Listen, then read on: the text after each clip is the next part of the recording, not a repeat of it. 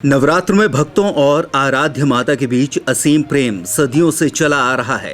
यही वजह है कि नवरात्र में पूरे भारत देश के प्रसिद्ध तीर्थ देवियों के मंदिरों में श्रद्धालुओं की भीड़ उमड़ती है। चंबल अंचल में भी दतिया की मां पीताम्बरा माई, रतनगढ़ वाली माता और भिंड की पावई वाली माता की प्रसिद्धि दूर दूर तक है।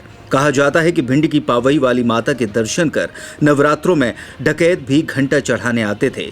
मां की महिमा से जुड़े किस्सों के बारे में और भी जानिए हमारी इस रिपोर्ट में। भिंड जिला मुख्यालय से करीब 30 किलोमीटर दूर बीहड़ों में बसा है अटेर का पावई गांव। वह गांव जहां विराजी हैं पावई वाली माता। कहा जाता है कि राजस्थान के करौली धाम में बैठी मां कैला देवी और भिंड की पावई वाली माता दोनों बहनें हैं, इसलिए इस जगह को छोटी करौली भी कहते हैं। पावई वाली माता पर क्षेत्र के लोगों को तो श्रद्धा है ही, साथ ही दूर दूर से आने वाले श्रद्धालु भी मां की भक्ति में लीन रहते हैं। नवरात्र में नवमी के दिन मंदिर में भक्तों का जमावड़ा देखने लायक होता है। कई वर्षों से नवमी के दिन मंदिर के पास ही मेला भी लगाया जाता है। मंदिर के पुजारी बताते हैं कि ये मंदिर 10 सदियां देख चुका है। हर साल नवरात्र में यहाँ हजारों श्रद्धालु दर्शन को आते हैं और अपनी मनोकामनाएं और मन्नतें मांगते हैं। जब उनकी मन्नत पूरी होती है तो नवरात्र की नवमी के दिन जवारे चढ़ाने आते हैं। उन्होंने बताया कि मंदिर में विराजी माता कुएं में रहती हैं। मंदिर का इतिहास बताते हुए उन्होंने कहा कि जब मुगलों ने सभी मंदिरों में हमला किया था, उस दौरान पावई वाली माता मठ के बगल में बने कुएं में विराजमान हो गई थी। जब मुगल शासक वहां आए तो माता ने आवाज लगाई कि वे कुएं में हैं, लेकिन तू पहुंच नहीं पाएगा। काफी कोशिश के बाद भी वो माता तक नहीं पहुंच पाए और अंत में हार मानकर वहां से चले गए। तब से माता उस कुएं में रहती हैं और उनकी पूजा होती है। हालांकि कई बार लोगों ने उन्हें कुएं से बाहर निकालने की कोशिश की, लेकिन वे हर बार कुएं में ही लौट जाती हैं। इसलिए प्रतिगामी उनकी प्रतिमा कुएं के पास बने मठ में स्थापित कराई गई। इसके साथ ही करौली वाली माता भी विराजमान हैं। वहीं मुगलों द्वारा खंडित की गई प्रतिमाओं के अवशेष आज भी मंदिर में देखने को मिलते हैं। माता जी दोनों बहनें हैं और पुरखा लोग जो पुराने आता है वे हमें बताता है कि ये करौली पाई वाली बहनें हैं और कुगा में जो है उनकी पूजा खूब रचना है रही है और बहुत 1008 साल पुराना मंदिर है। इतिहास है कि पहले ज़माने में खंडित मूर्ति करी गई है, तो कुगई में से आवाज़ आई कि हमको खंडित नहीं कर पाएगा, तो वे छोड़े लोग, वे फिर चले गए और अपनी छोटी मठी है जो पास में कुआ के उसी में रहती हैं। उसी कुआ की खूब पूजा रचना। अरे कम से कम 10, 20, 50 हज़ार नौ।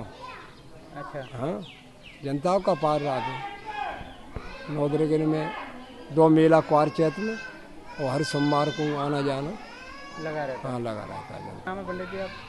कृष्णदास पुजारी। मंदिर में दर्शन को आए पावई के पूर्व सरपंच ने बताया कि पहले ये क्षेत्र बीहड़ और जंगल हुआ करता था। इस दौरान अटेर के भदावर राजा यहाँ शिकार के लिए आए थे। उन्हें माता ने दर्शन दिए थे और उन्होंने ही इस मंदिर का निर्माण कराया था।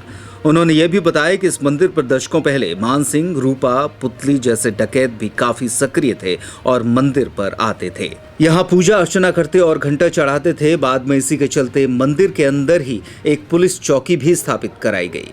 पावई वाली माता के भक्तों की आस्था भी बहुत है। यही वजह है कि भक्त उनके लिए कुछ भी कर जाते हैं।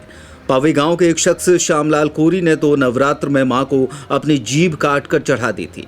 गांव के लोगों का कहना है कि आज भी वो शख्स जीवित है और मैया के चमत्कार से उसे ना तो बोलने में समस्या है और ना ही खाने में। कई साल पुरानी बात है, उम्र हमारी 65 साल है। इससे पूर्व जो बताए हैं कि अटेर में एक भदावर महाराज से वो शिकार खेलने के लिए आया करते थे जंगल में, तो उन्हें यहाँ माँ ने कुछ सपना दिया, तो उनने इस मंदिर का जो है निर्माण कराया।